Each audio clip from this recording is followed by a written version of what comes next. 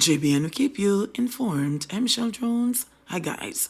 Before we get into the news, please remember to like, subscribe, leave a comment, and share the news with someone today.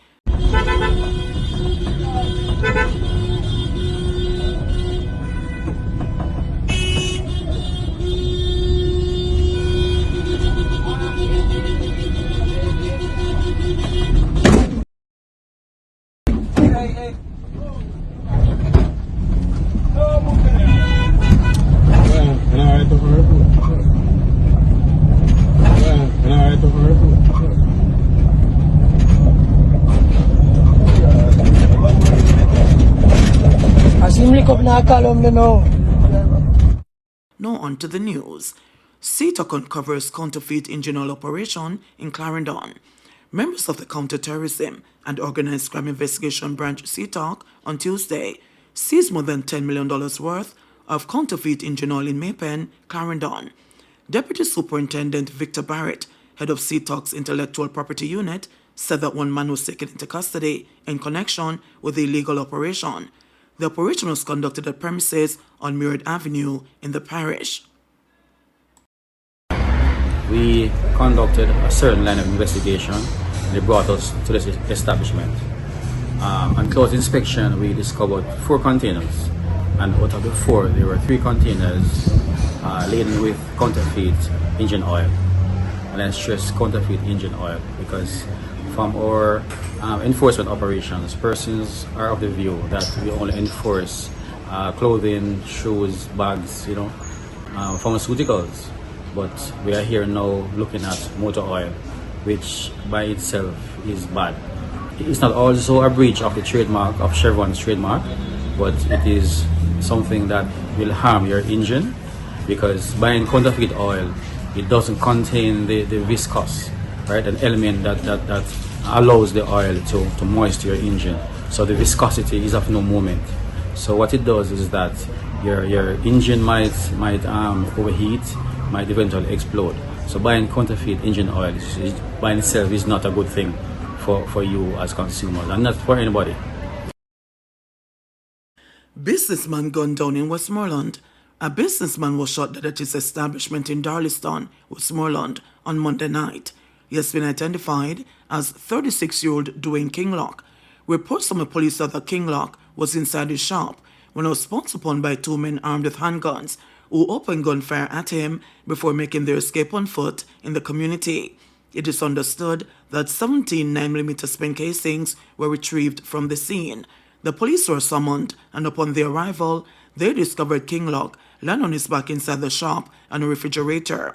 He was transported to the Savlamar Public General Hospital, where he was pronounced dead. Investigations are ongoing. Gun and ammunition seizures increased so far this year.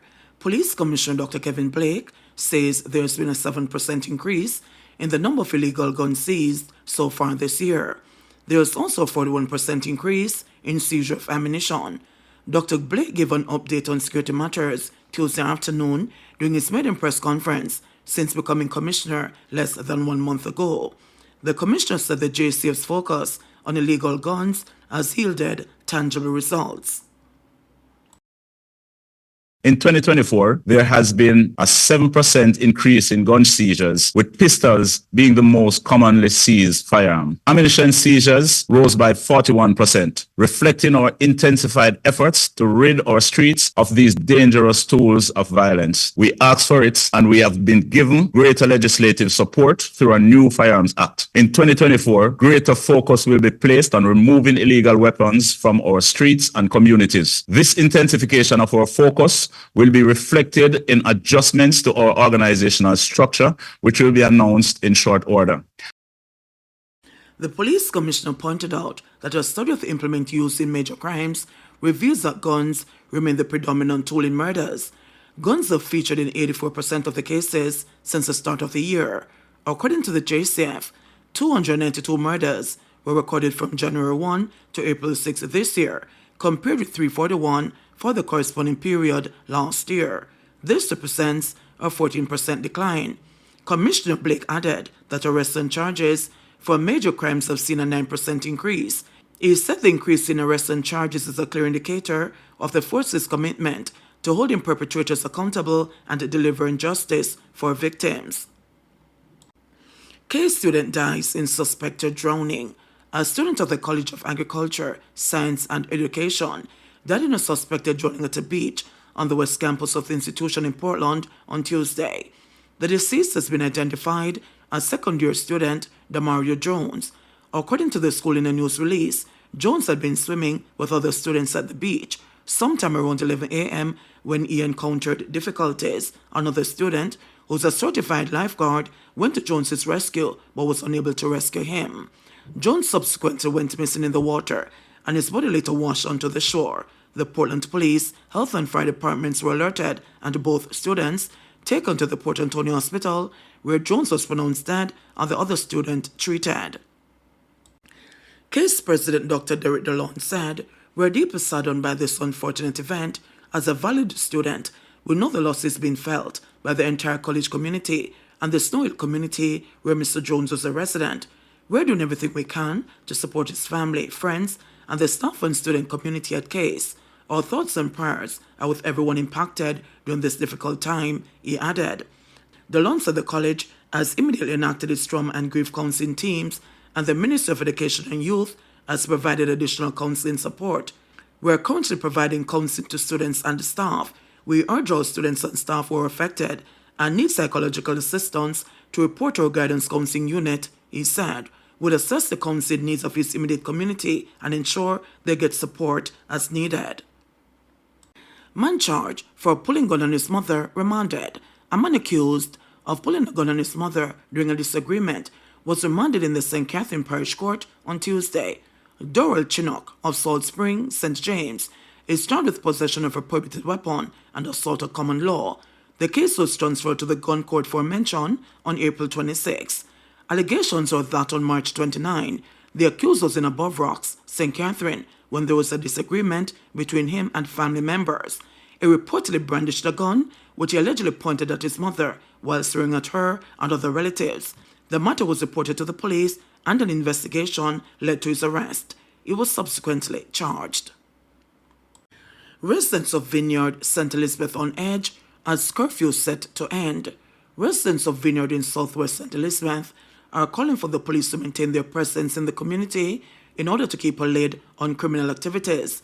They are fearful that when the curfew imposed on Monday ends on Wednesday evening, the shootings and murders will resume.